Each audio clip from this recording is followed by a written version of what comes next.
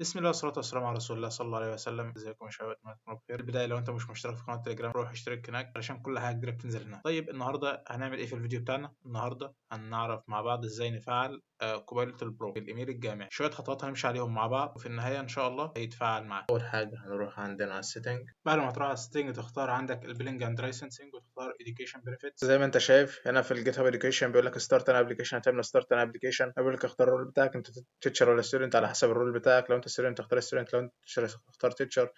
بس هنا بيقول لك have a different email address. طبعا احنا هنا لازم نعمل بالايميل الجامعي. ماشي، فانت هنا add it here، هتجيب الايميل الجامعي تحطه هنا. ثانيه واحده هنجيب الايميل الجامعي بتاعنا. طيب عظيم جدا، احنا جبنا الايميل الجامعي بتاعنا، هنعمل له add. المفروض انه هيظهر هنا بس unverified. طيب هتعمل له فيريفيكيشن ازاي؟ المفروض تروح على الاوتلوك بتاعك، المفروض يكون في ميل جالك، هتروح عليه هتعمل فيريفاي ايميل ادرس. نروح نكمل الخطوات بتاعتنا. اروح الايميل سيتنج واخترت هنا بيلنج اند لايسنسنج مره تانية، واخترت educational benefits، اخترت start an application. ماشي، بيقول لك you have verified. ماشي select this school.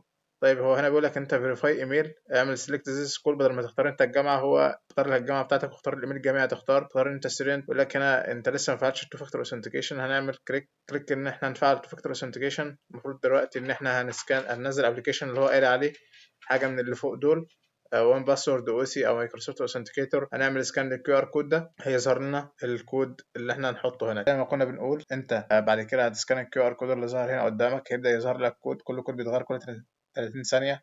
لازم تكتب الكود قبل ما وقته يخلص علشان الكود بيتغير. لازم تخلي بالك من الحته دي وتكون سريع فيها.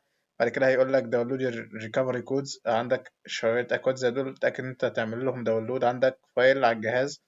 احنا دلوقتي هنعمل داونلود للاكواد بتاعتنا عشان دي بعد كده تستخدمها بدل الاوثنتيكيشن. تمام، بيقول لك بعد كده انت هتاكد ان انت نزلت الريكفري كودز بتاعتك. كده احنا خلصنا البوينت دي. اوكي، كده احنا عملنا تو فاكتور اوثنتيكيشن. هنروح على البيلنج اند لايسنسنج، هنروح على education benefits. ماشي، هتيجي هنا تعمل ستارت ان ابلكيشن. اختار ان انت ستودنت لو انت ستودنت، او لو انت تيتشر معاك ايميل جامعي اختار ان انت تيتشر. تيجي هنا سيلكت ذا سكول وتعرف على المدرسه بتاعتنا. هنعمل شير لوكيشن allow this time continue. بيقول لك اختار الحاجه اللي انت تثبت بها ان انت طالب. اختار هنا الكارنيه بتاع الجامعه. ستارت كاميرا allow this time capture phone submit application. وهنا بيقول لي ان الابلكيشن submitted successfully. بعد ما يقول لك الابلكيشن submitted successfully المفروض انه يجيب لك رساله زي اللي قدامك دي، بيقول لك congratulation، خلي 72 ساعه يترد عليك هو الاكونت accepted or denied. طيب نعرف ازاي ان هو هيتقبل ان شاء الله او هيترفض؟ في اسباب كتير للرفض. اول حاجه ان انت تكون عامل اسمك اللي في البطاقه زي تعديله من البروفايل في الاكونت بتاعك على جيت هاب، تعدله بالاسم بتاعك رباعي. تمام، دي كانت اول بوينت. البوينت الثانيه ان انت ممكن تكون الصوره اللي انت صورتها بالكاميرا اللي هي بتاع الاثبات ممكن ما تكونش واضحه. دي كمان ممكن يكون سبب في الرفض.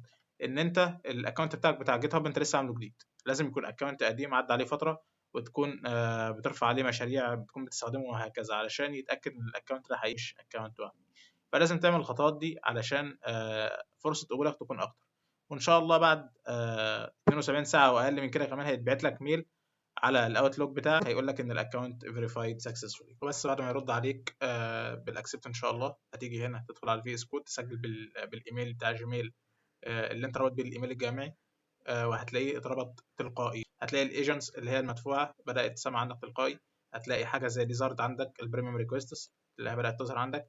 تيجي هنا في الاوتو هتلاقي جميع الايجنتس اللي انت بتفكر فيها سواء فري اور نوت فري، سواء خاصه بكودكس، سواء كلاودي سونت، كلاودي اوبس، جي بي تي، جيميناي. الحاجات دي كلها هتلاقيها هنا موجوده، تقدر تختار اللي انت عايزه او تختار اللي هو ده اوتو، وهو هيختار افضل موديل بناء على البرومبت اللي انت هتديهوله. ولو حد حصل معاه اي مشكله يسيبها لنا في الكومنتات وان شاء الله نحل المشاكل دي كلها.